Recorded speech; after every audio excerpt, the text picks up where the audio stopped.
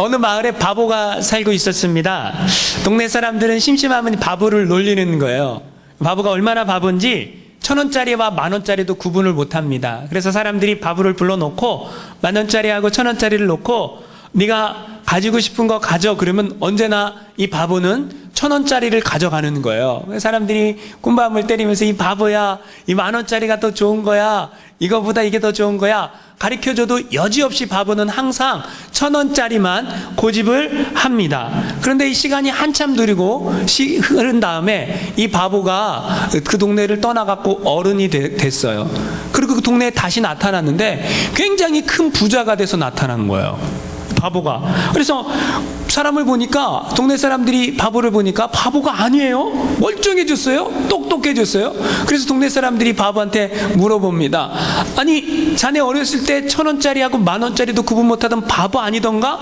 어떻게 사람이 이렇게 멀쩡해졌지? 어떻게 이렇게 당신 부자가 됐지? 그러자 이 어른이 된 이 바보가 아닌 이분이 이렇게 얘기합니다. 뭐라고 얘기하냐면, 예, 제가 1,000원짜리하고 10,000원짜리 중에 10,000원짜리를 집으면 사람들이 그거 안 할 거 아니에요. 그러니까 저는 사람들이 항상 그렇게 하라고. 그래서 제가 한 푼 두 푼 모아서 이렇게 부자가 됐습니다 라고 얘기를 했다고 합니다. 무슨 얘기가 되신지 아십니까? 바보가 진짜 바보가 아니라는 거죠. 누가 바보였습니까? 사람들이 바보였다라는 거죠. 그렇죠? 여러분, 예수를 믿는데 제가 그런 생각이 문득 들었습니다. 세상 사람들이 우리를 어떻게 볼까? 바보처럼 본다라는 거예요. 왜요? 아니, 주일날 바쁜데 이게 좀 쉬든지 아니면 나가서 돈을 더 벌든지, 예수 믿는 사람들이 바보 같은 사람들이다, 이런 생각을 한다라는 거죠, 세상 사람들이. 왜요? 아니, 예수 믿는데 뭐 좋은 게 뭐가 있어요? 와갖고 예배드리고 봉사하고 거기다가 돈까지 다 내고 가.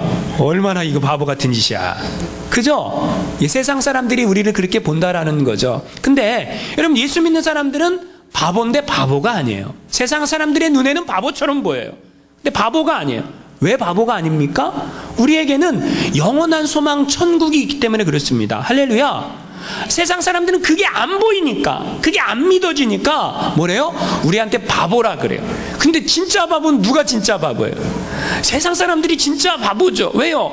우리는 결국 인생은 짧지 않습니까? 결국 하나님 앞에 설 텐데, 그 하나님 앞에 섰을 때 우리는 어떻게 돼요? 하나님께서 우리를 보시고 잘했다 이렇게 칭찬하실 거 아닙니까? 그러니까 진짜 바보는 따로 있다라는 거죠. 그렇게 믿습니까?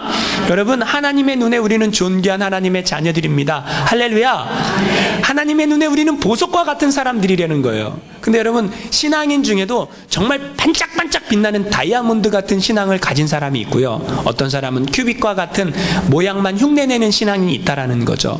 여러분은 어떤 신앙이 되길 원하십니까? 인디안들이 다이아몬드인지 유리인지를 구별하는 방법이 있다고 합니다. 그건 뭐냐면, 다이아몬드를, 햇빛이 쨍쨍 뜨는 날 다이아몬드를 냇가에 던진다라는 거예요. 그러면 햇빛이 쨍쨍 쬐는 날 냇가에 들어간 다이아몬드는 여전히 빛을 똑같이 내고 있다라는 거예요. 근데 냇물이 깊을수록 유리는 그 빛을 점점 잃어버린다라는 거죠. 그래서 다이아몬드 같은 신앙의 사람들은 어디에 있든지 그 빛을 환하게 밝히는 사람, 그 사람들이 바로 다이아몬드와 같이 빛나는 신앙생활을 하는 사람들이라는 거예요.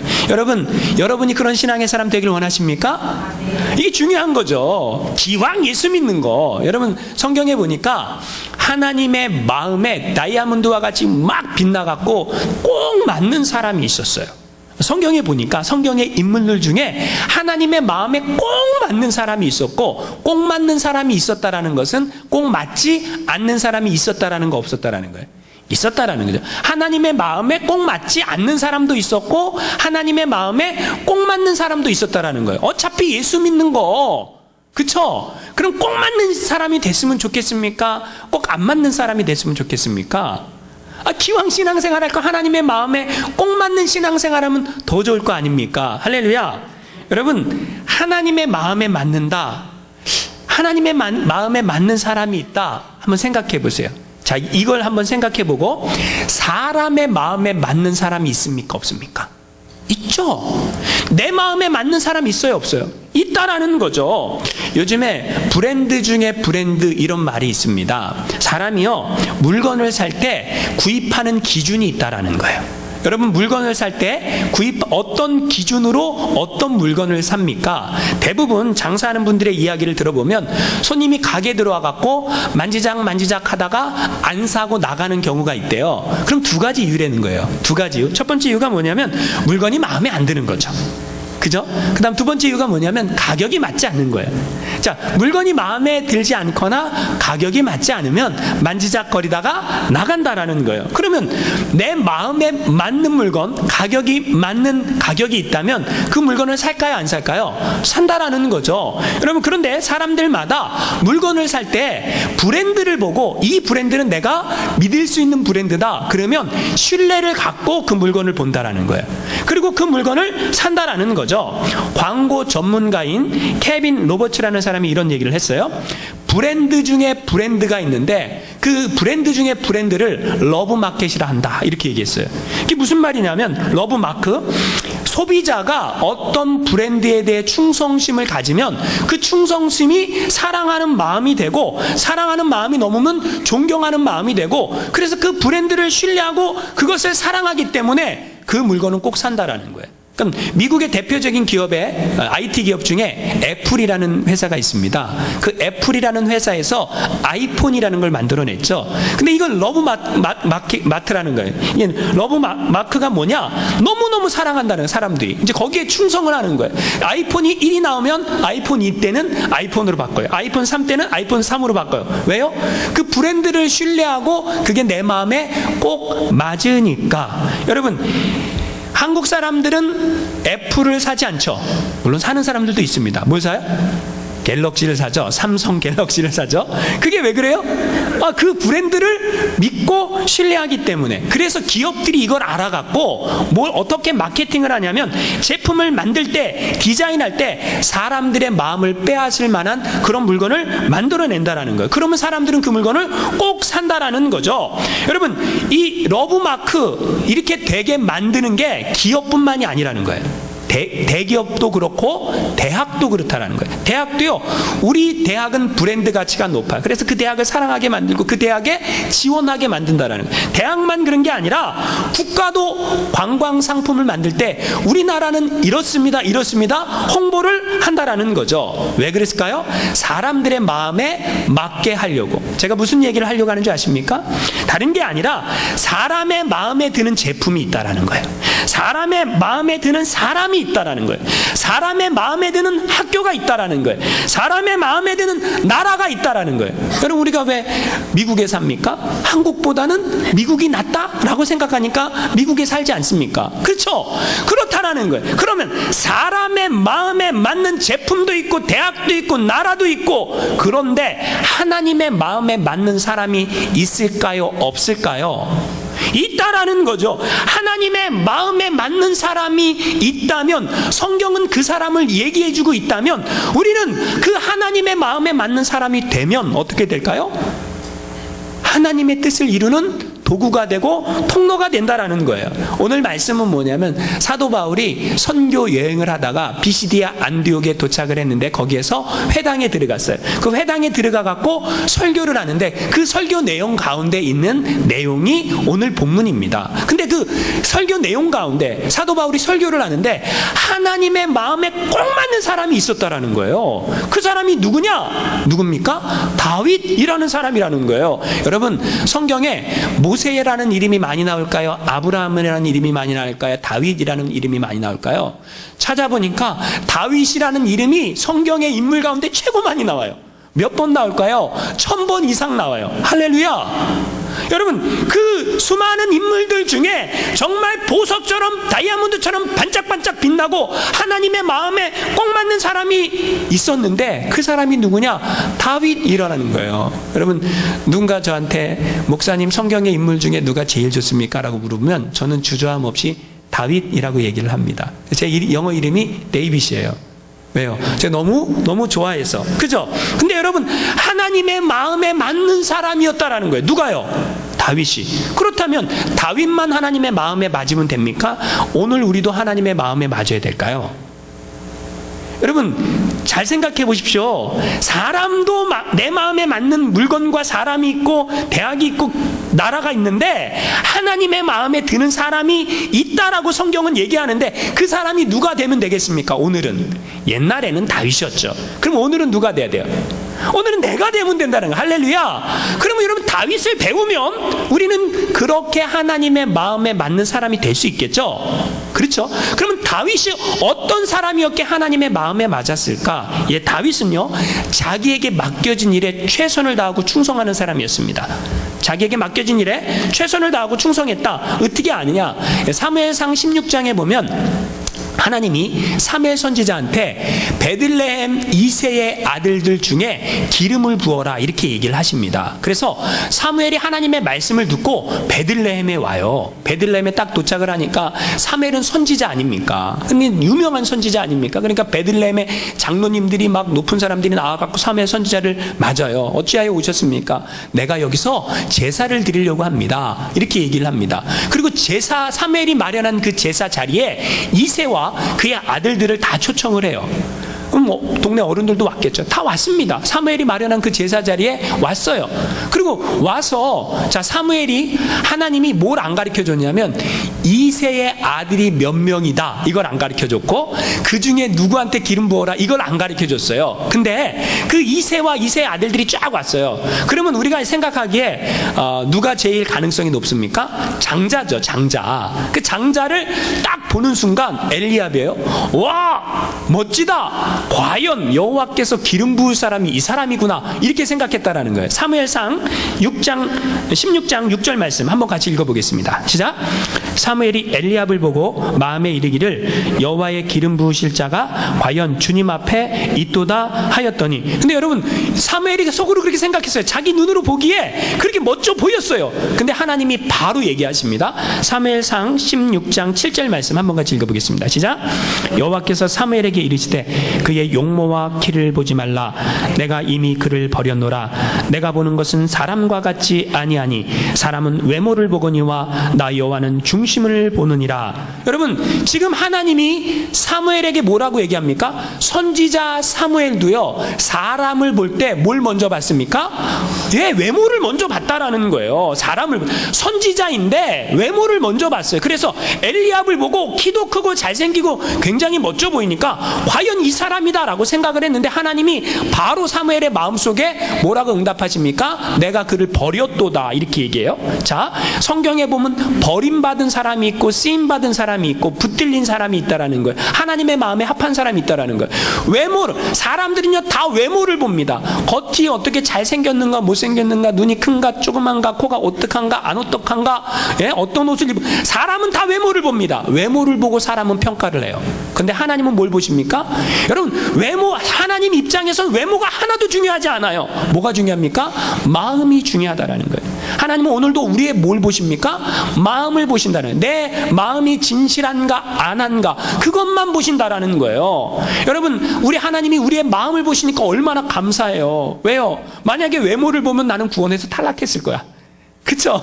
근데 하나님이 우리 외모를 안 보고 중심을 보신다니까 얼마나 감사합니까? 그래서 이제 사무엘이 첫째 아들이 아니래니까 둘째 아들 아비나답 아니래요. 셋째 아들 삼마 아니래요.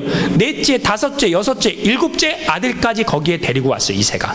일곱째 아들까지 다 봤는데 하나님이 예스라고 말하는 사람이 없었어요. 아니 하나님 분명히 이새의 아들 가운데 기름 부으라 그랬는데 이 아들들 다 봤는데 없습니다. 그래서 사무엘이 이상해갖고 이새한테 물어봅니다. 여기에 있는 아들이 다 왔습니까?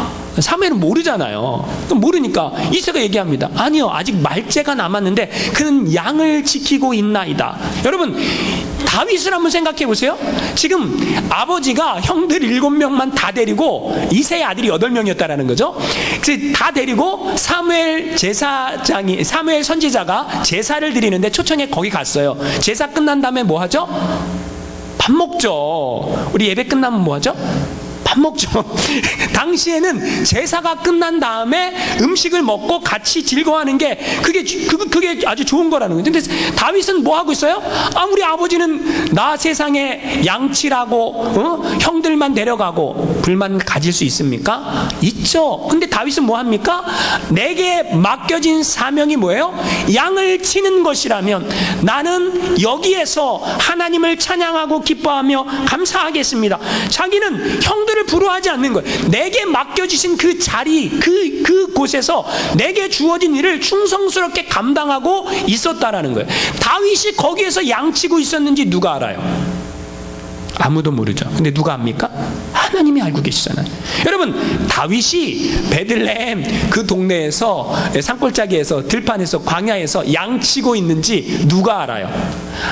아무도 몰라요. 근데 하나님은 모든 걸 다 보고 계셨어요. 다윗이 양을 치며 뭐 하는지 다 보고 계셨어요. 그 중심이 뭐예요? 하나님, 나는 어디에 있든지 하나님을 찬양합니다. 하나님께 감사합니다. 하나님께 영광 올려드립니다. 그러고 살았다라는 거예요. 아무도 몰랐는데 하나님이 그를 보시고 뭐예요? 데리고 와라. 그래서 이새가 말제 막내 아들이죠. 데리고 오니까 딱 보니까 어떻게 마음이 어때요? 예, 지금 사무엘상 16장 12절 말씀 한번 같이 읽어보겠습니다. 시작. 여호와께서 이르시되 이가 그니 일어나 기름을 부으라 하시는지라. 사무엘이 다윗을 딱 봤는데 하나님이 사무엘한테 뭐라는 거야? 이가 그다. 아무도 알지 못했던 그 사람이 누구예요? 다윗이다. 기름 부어라 라고 하나님께서 말씀하셨다라는 거예요. 여러분, 다윗입니다. 다윗의 이름이 뭐예요? 하나님께 사랑을 받는 자. 왜 다윗은 하나님께 사랑을 받는 자입니까? 그는요, 하나님만 생각하면 행복한 사람이에요. 여러분, 예수님만 생각하면 행복합니까? 예수님만 생각하면 모든 근심이 다 떠나갑니까? 예수님만 생각하면 입에서 찬송이 나옵니까? 그 사람이 바로 다윗이었다라는 거예요. 다윗은 주님만 생각하면 눈물이 났어요. 주님만 생각하면 행복했다라는 거예요. 내 삶의 자리에서 내가 무엇을 하든지 내가 이 일을 하면서도 주님을 찬양하겠다. 할렐루야. 그게 다윗이었다라는 거죠. 중세 기독교사에 나오는 성 안토니우스가 있습니다. 이 성 안토니우스가 굉장히 부자였는데 자신의 재산을 다 팔아갖고 가난한 사람들에게 다 나눠주고 구제를 했어요. 그리고 자기는 광야로 들어가갖고 수도사가 됐어요. 하나님을 진심으로 사랑하고 섬깁니다. 근데 어느 날 이 안토니우스에게 하나님의 음성이 들리는 거예요. 뭐라고 들리냐면, 안토니우스야, 네가 아무리 경건하게 살려고 해도 알렉산드리아에 사는 신발 고치는 노인보다는 못한다. 이렇게 말씀하시는 거예요. 안토니오가 생각하기를, 아니 나는 내 재산 전체를 다 팔아갖고 가난한 사람들을 다 구제하고 이 광야에서 수도사로 하나님을 사랑하고 섬기는데 도대체 그 노인이, 신발 고치는 노인이 얼마나 대단하게 나보다 경건하다라고 말하는가. 그래서 이 안토니우스가 알렉산드리아에 신발 고치는 노인을 찾아갑니다. 그 노인을 만났습니다. 그리고 그 노인에게 질문합니다. 당신은 어떻게 사십니까? 그러자 신발 고치는 노인이 이렇게 얘기합니다. 예, 저는 너무너무 가난하기 때문에 하루 종일 신발을 고치면서 삽니다. 그리고 저녁이 되면 온 가족이 모여서 예배를 드립니다. 그리고 예배가 끝난 다음에는 나는 나의 자녀들과 손자 손녀들에게 하나님의 말씀을 가리키고 하나님을 어떻게 공경해야 되는지를 가리킵니다. 이렇게 얘기를 합니다. 여러분, 뭐예요? 자기의 자리에서 최선을 다하며 살아가지만 마음은 뭐예요? 하나님을 사랑하고 하나님을 섬기고 하나님을 공경하고 살아가고 있는 그 사람이 경건한 사람이라는 거죠. 여러분, 다윗은 그 자리에서 그렇게 했다라는 거예요. 자, 다윗이 하나님의 마음에 합한 이유 두 번째가 있습니다. 그건 뭐냐면, 다윗은 하나님의 이름이 땅에 떨어지는 것을 못 견뎌 했어요. 사무엘상 17장 말씀해 보니까 거기에 블레셋과 이스라엘이 전쟁을 합니다. 근데 이스라엘 군대는 사울 왕이 나갔어요. 그리고 군대를 다 이끌고 나갔어요. 거기에 누가 포함되어 있냐면 다윗의 세 형도, 세 명의 형, 엘리압, 아미나답, 그다음 삼마 다 같이 갔단 말이에요. 그런데 이 블레셋에는 왕이 나왔는지 안 나왔는지는 모르겠는데 장군이 한 명 나왔어요. 근데 장군이 뭐라 그래요? 날마다 나와갖고 뭐 하는 거예요? 이스라엘 군대를 모욕하고 욕하고 저주하고 막 그래요. 이 이스라엘 군대가 40일을 아침 저녁으로 골리앗한테 욕먹었어요. 하나님도 골리앗한테 욕먹었어요. 근데 아무도 내가 저 골리앗을 때려 죽여야 되겠다, 이렇게 용기 있게 나서는 사람이 없었다라는 거죠. 사무엘상 17장 8절 9절 말씀 한번 같이 읽어보겠습니다. 시작. 그가 서서 이스라엘 군대를 향하여 외쳐 이르되 너희가 어찌하여 나와서 전열을 벌였느냐? 나는 블레셋 사람이 아니냐? 너희는 사울의 신복이 아니냐? 너희는 한 사람을 택하여 내게로 내려보내라. 그가 나와 싸워서 나를 죽이면 우리가 너희의 종이 되겠고 만일 내가 이겨 그를 죽이면 너희가 우리의 종이 되어 우리를 섬길 것이니라. 사무엘상 17장 16절 읽어보겠습니다. 그 블레셋 사람이 40일을 조속으로 나와서 몸을 나타내었더라. 40일 동안 아침 저녁으로 나타내갖고 너희 사울의 군대 이 찌질이들 못난이들 막 욕을 하는 거예요. 근데 그것에 그 골리앗이 그렇게 욕을 하면 누군가 장수 한 명이 나서서 내가 나가서 싸우겠습니다, 이렇게 얘기해야 될 거 아니에요? 근데 아무도 얘기를 못하는 거예요. 자, 당시 이스라엘의 분위기를 사무엘상 17장 11절에 이렇게 말하고 있어요. 한번 같이 읽어보겠습니다. 시작. 사울과 온 이스라엘이 블레셋 사람의 이 말을 듣고 놀라 크게 두려워하니라. 뭐라고요? 놀라서 두려워했다. 지금 이게 이 분위기예요. 여러분, 그런데 그 자리에 누가 옵니까? 다윗이 아버지 심부름으로 형들한테 도시락 배달을 왔어요. 도시락 배달을 왔는데 이스라엘 군사들이 골리앗한테 아침 저녁으로 욕을 계속 먹고 있어요. 하나님도 욕 먹고 있고 이스라엘 군대도 욕 먹고 있고 계속 욕 먹고 있어요. 화가 납니까 안 납니까? 여러분 같으면 무섭습니까 화납니까? 무섭습니까 화납니까? 솔직히 얘기해 보세요. 예? 여러분, 아무도 끽소리도 못하고 무서워, 저 누가 나가서 대신 싸워줬으면 좋겠다, 누가 싸워줬으면 좋겠다 이러고 있잖아요. 아무도 안 났어요. 근데 다윗이 왔는데 다윗이 그 얘기를 듣는 순간 다윗은 화가 났어요. 다 두려워하는데 다윗은 화가 났다고요. 그래서 다윗이 사울왕한테 가서 이렇게 얘기합니다. 사무엘상 17장 32절 말씀 같이 한번 읽어보겠습니다. 시작. 다윗이 사울에게 말하되 그로 말미암아 사람이 낙담하지 말 것이라. 주의 종이 가서 저 블레셋 사람과 싸우리이다. 여러분, 중요한 말이 있어요. 저 돼지 같은 놈 때문에 죄송합니다. 저 돼지 같은 골리앗 때문에 걱정하지 마세요. 낙담하지 마세요. 내가 나가서 싸우겠습니다, 이렇게 얘기합니다. 이거 누가 해야 될 얘기예요? 이거를 누가 얘기해야 될 얘기입니까? 사울 왕이 해야 될 얘기죠. 백성들을 향해서 걱정하지 마십시오 여러분, 하나님께서 우리와 함께 하십니다. 내가 나가갖고, 내가 목숨을 걸고서라도 나가갖고 저 돼지 같은 골리앗을 쳐 죽이겠습니다, 이렇게 얘기를 해야죠. 근데 누가 해요 이 얘기를? 소년 다윗이 하고 있지 않습니까? 소년 다윗이 뭐라 그래요? 내가 싸우겠다 그래요. 여러분, 골리앗이 여러분 두려운지 화가 나는지 여러분도 잘 모르겠죠? 보면 알아요. 3m 키가 6규빗 한 뼘이라 그러니까 2m 90에서 3m예요. 여러분, 2m 90에서 3m가 되는 거인이에요. 근데 그가 입은 갑옷 무게가 120파운드예요. 입고 있는 옷 무게만 120파운드예요. 큰 칼을 차고 나와, 아무나 나와 그러고 있는데 다 무서워서 벌벌벌 떠는데 다윗이 딱 그걸 보니까 뭐래요? 화가 나는 거예요. 다윗은 뭐 때문에 화가 났을까요? 뭐 때문에 화가 났냐면 하나님의 이름이 땅에 떨어지는 것 때문에 화가 났어요. 하나님의 군대가 욕을 먹는 것 때문에 화가 났어요. 다른 사람들은 다 두려워 떠는데, 그래서 다윗이 어떻게 합니까? 나가갖고 골리앗과 싸우죠. 우리는 뭐 다 얘기를 하면 길어지니까 다 알지 않습니까? 그냥 던지는 거죠. 물맷돌을 던졌는데 한 방에 5개 준비했는데 한 방에 머리에 정확하게 맞아서 쓰러져 죽지 않습니까? 다윗은요 뭘 봤어요? 골리앗이 아무리 커도 그보다 더 큰 하나님을 본 거예요. 그런데 사람들은 뭘 봐요? 골리앗만 보고 있는 거예요. 다윗은 그거보다 더 크신 하나님을 믿고 하나님의 이름이 땅에 떨어지는 걸 못 견뎌 하니까 그를 통해서 골리앗은 죽는 겁니다. 여러분, 오늘날 그리스도인들이 하나님의 이름이 땅에 떨어져도 화가 안 나요. 하나님이 욕먹어도 화가 안 나요. 성령님이 욕먹어도 화가 안 나요.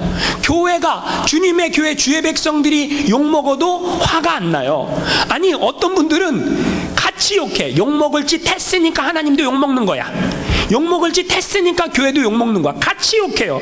여러분, 마귀가 두려웁니까? 마귀가 두렵다라고 생각하는 사람은 싸울 수가 없습니다. 마귀와 싸울 수가 없다라는 거예요. 여러분, 하나님이 우리와 함께 하심을 믿습니까? 내가 하나님의 군사라고 믿습니까? 그러면 두려워해야 될 하나님을 두려워하세요. 두려워하지 않아야 될 마귀를 두려워하지 말라라는 거죠. 마귀는 골리앗처럼 보여요. 그러나 하나님은 그거보다 더 크신 하나님이라는 거예요. 나의 눈의 초점이 하나님께 맞춰져 있느냐, 아니면 큰 마귀에게 마귀 무서워. 아니, 마귀는 쥐새끼라니까요. 제가 늘상 얘기하지만 쥐새끼가 여러분을 무서워합니까? 여러분이 쥐새끼를 무서워합니까? 잘 모르시겠죠? 여러분, 쥐새끼는 여러분을 보면 여러분이 쥐새끼 보고 무서워하는 것보다 100배는 더 무서워해요. 우리에게 예수의 이름이 있어요. 할렐루야. 예수의 이름으로 마귀를 밟으면 되는데 마귀 무서워 이러고 살고 있어요. 여러분, 그렇지 않다라는 거예요. 여러분, 영적인 전쟁을 해야 돼요. 승리해야 돼요. 여기서 싸우라는 얘기는 사람하고 싸우라는 얘기가 아니에요. 영적인 전쟁을 하라는 얘기죠. 그렇죠? 만약에 여러분이 싸울 수 없는 상태라면 여러분, 그 죄를 짓는 죄악과는 동참하지 마십시오. 그 죄를 어떤 사람은 교회 욕하고 하나님 욕하는데 그걸 같이 욕하는 사람들이 있어. 그건 동참의 죄죠. 차라리 그냥 입을 닫으세요.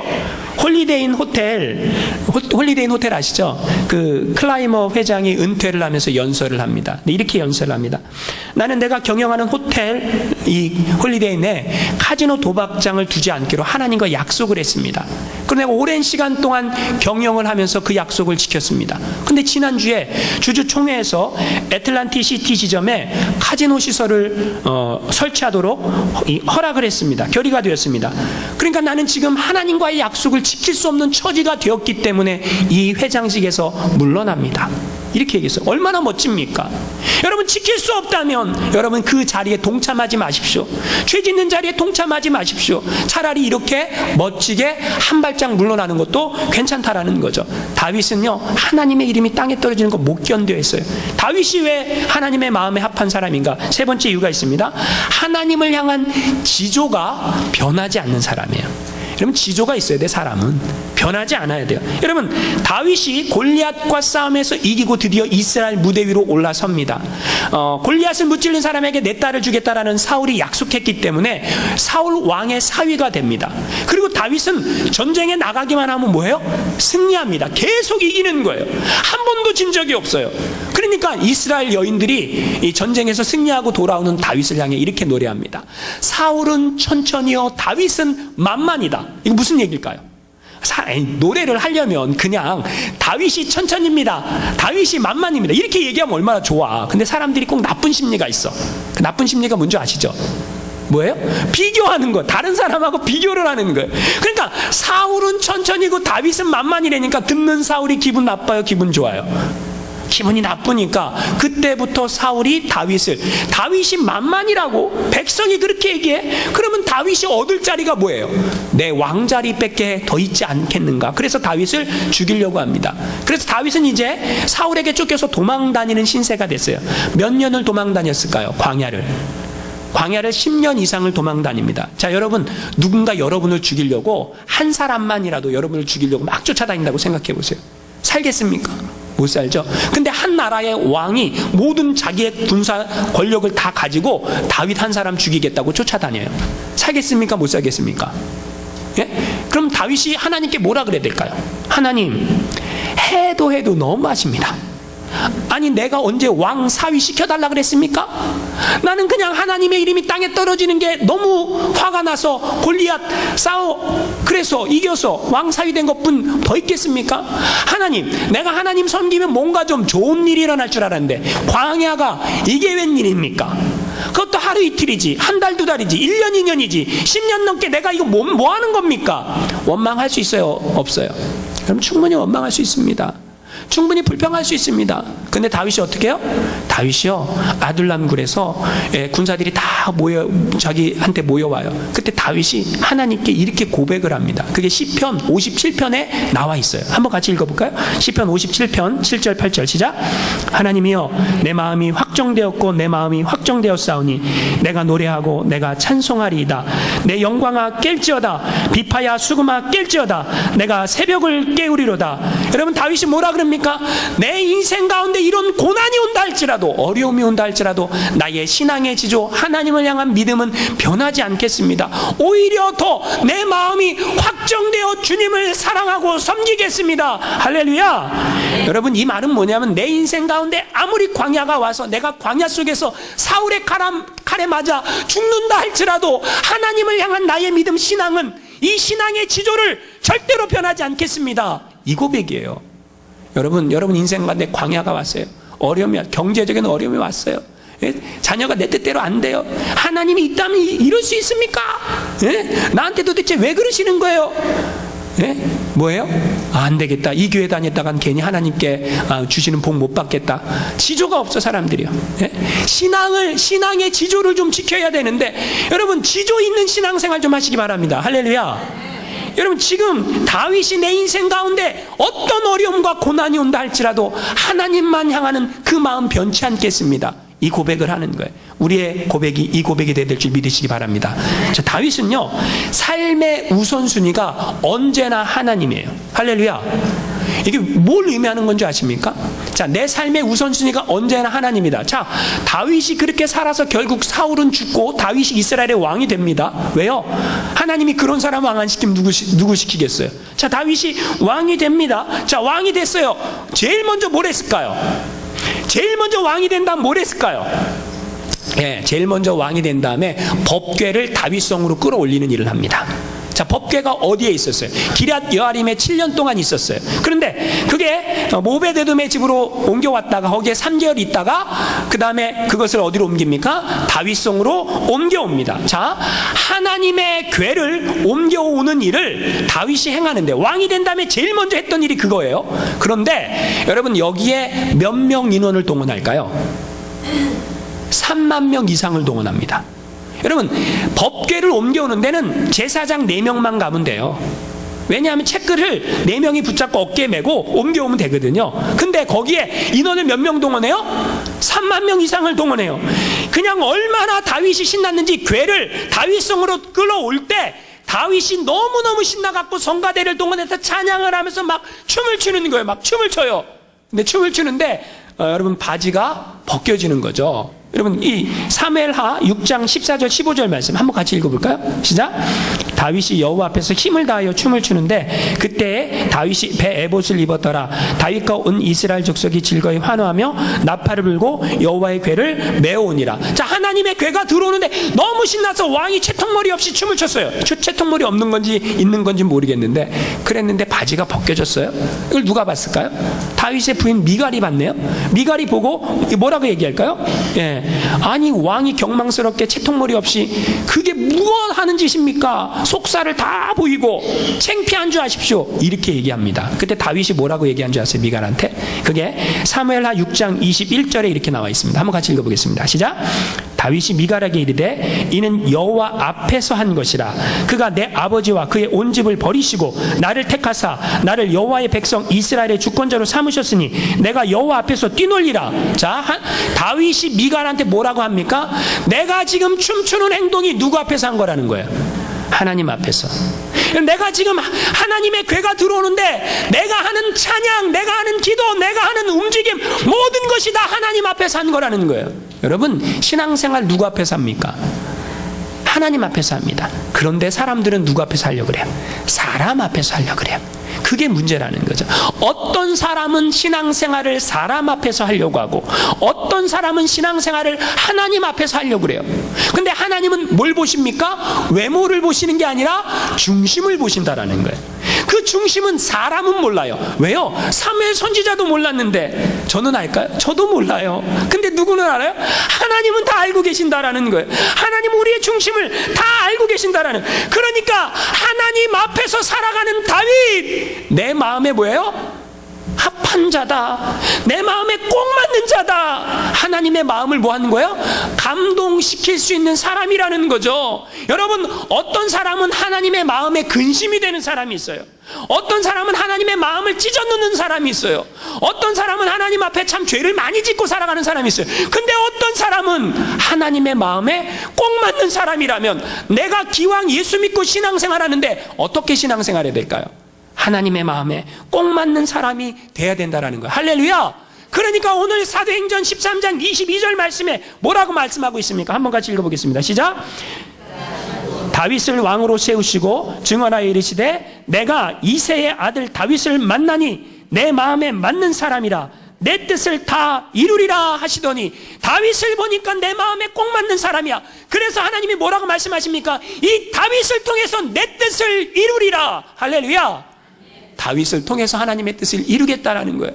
그럼 여러분, 다윗을 통해서 하나님의 뜻이 이루어지는데 그 이루어지는 게 정말 복이 뭘까요? 우리가 인간적인 눈으로 보면 다윗이 왕이 되었다, 이게 복이죠.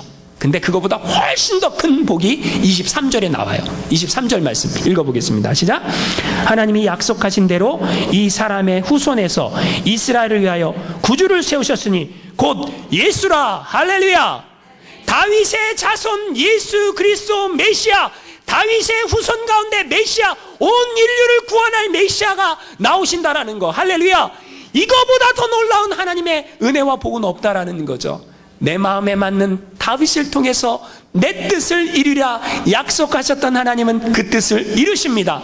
오늘은 누구입니까? 오늘은 내가 하나님의 마음에 맞는 사람이 되길 원합니다. 오늘은 우리 교회가 하나님의 마음에 맞는 교회가 되길 원합니다. 그래서 쓰임받기를 주님의 이름으로 축원합니다.